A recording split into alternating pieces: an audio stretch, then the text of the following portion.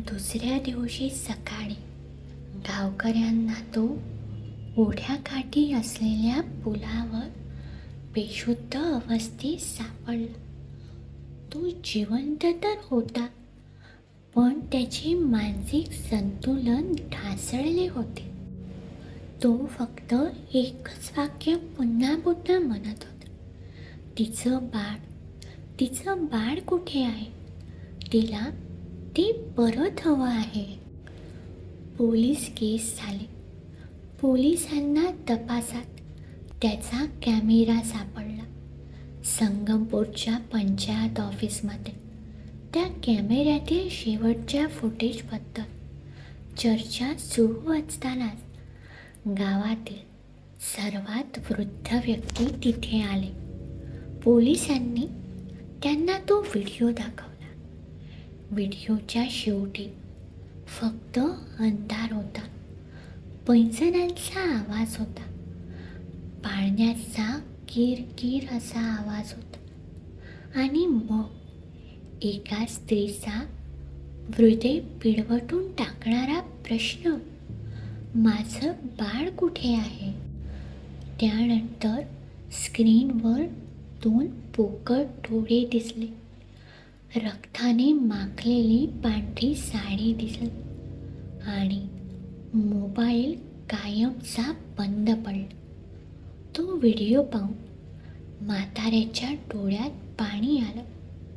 त्याने दीर्घ श्वास घेतला आणि म्हणाला, साहेब, जग किती बी पुढं जाऊ द्या, पण या व्हिडिओमध्ये नजर पडणारी ती माऊली खरी आहे. सगळ्या पोलिसांनी एकमेकांकडे पाहिलं. म्हाताऱ्याचा आवाज आता जरा थरथरू लागला. त्यानं थरथरत्या हातानं बेडीचं एक झुरका मारला आणि तो पुढं बोलू लागला. लय वर्षापूर्वीची गोष्ट आहे साहेब. माझ्या पंजोबाच्या काळातली. त्या वाड्यात अलका नावाची स्त्री राहायची.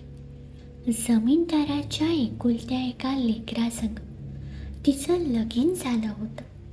सुरुवातीला समद काही सुरळीत चाललं होतं. वाड्यात चूक, पैका, मानमरातब कशाचीच कमी नव्हती. पण काळ कुणाचाच नसतो बघा. सासू सासरे मेल्यावर तिचा नवरा बदलायला लागला. तालुक्याला त्याची ओळख एकाच स्त्रीसोबत झाली होती. हळू त्याचं घराकडं दुर्लक्ष झालं. दारू पिऊन यायचा आणि अलकाला कारण नसताना मारहाण करायचा. दिवसेंदिवस त्याचा जाच वाढतच गेला.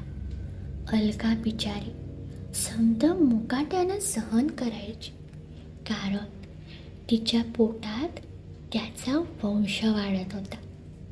7वा महिना लागला होता तिला. लेकरासाठी ती सकत होती साहेब, पण त्या राक्षसाला त्याची बी कदर नव्हती. एका रात्री तर दारूच्या नशेत त्यानं तिला इतकं मारलं की ती जिन्यावरून खाली कोसळली. आणि दुसऱ्या दिवशी गावातल्या बायका तिच्या मदतीला आल्या नसत्या तर कदाचित तेव्हाच तिचा जीव गेला असता. त्यानंतर तर अलका अजूनच एकटी पडली.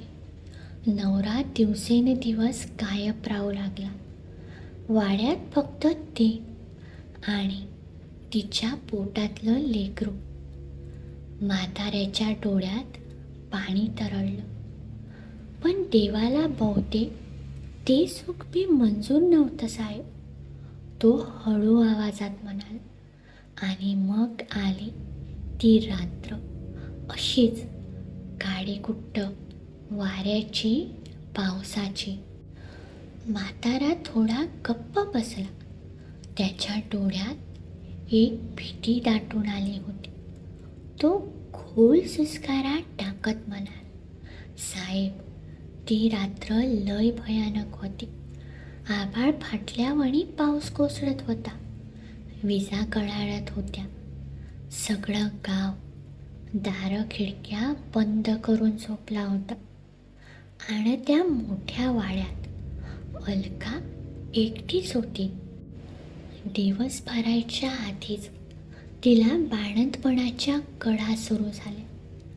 ती जीवाच्या आकांतानं ओरडत होती, मदतीसाठी हाका मारत होती.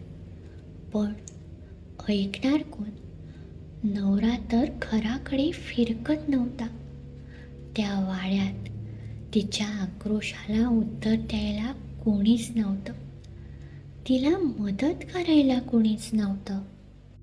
रात्रभर ती तडफडत राहिली, झुंजत राहिली. आणि पाठ फुटली तेव्हा वाड्यावर कामाला येणाऱ्या घरकड्यानं जे बघितलं ना साहेब, ते बघून त्याच्याही काळजाचं पाणी झालं. अलका रक्ताच्या धारोड्यात पडली होती. डोळे सताळ उघडे, चेहऱ्यावर वेदना गोठल्यागत. एका स्त्रीची आई होण्यासाठीची शेवटची तडफड त्या वाड्याच्या प्रत्येक भिंतीनं बघितली होती साहेब. त्या दिवसापासनं रात्र झाली की वाड्यातला रिकामा पाळणा आपोआप हळू लागतो. बाईच्या आवाजातलं अंगाई गाणं ऐकू यायला लागलं. आणि मध्यरात्री पांढऱ्या साडीतली रक्ताने माखलेली अलका वाड्याच्या खोल्या खोल्यात फिरताना दिसू लागली. डोळ्यात आसवं आणि ओठावर एकच प्रश्न घेऊ, माझं बाळ कुठे आहे? आपल्या जन्माला न आलेल्या लेकराचा शोध घेत ती माय आज भी त्या वाड्यात भटकते म्हणतात. गावानं त्या अतृप्त आत्म्याला एक नाव दिलं साहेब. म्हाताऱ्याचा आवाज अचानक कुसकुसीत बदलला, हलवंतीन. आणि त्याच वेळी बाहेर अचानक ढग दाटून आले. पंचायतीच्या खिडकीतून थंड वारा आत शिरला आणि क्षणभर तिथे बसलेल्या सर्वांना दूरवरून पैंजणांचा आवाज स्पष्ट ऐकू आला.